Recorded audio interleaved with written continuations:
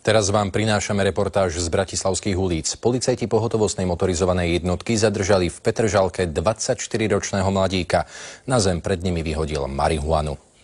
Mladík práve kráčal spolu so svojím kamarátom po ulici, keď okolo prechádzala policajná hliadka. To, čo nasledovalo, mužov zákona zaskočilo. 24-ročný muž pred nimi odhodil 2 igelitové vrecká plné pravdepodobne marihuany. To je všetko, čo ste mali u seba, viacej nemáte? Nie? Dobre, v poriadku.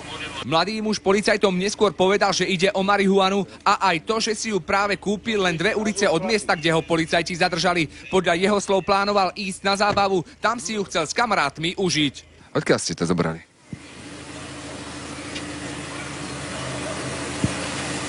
Ste si kúpili teraz?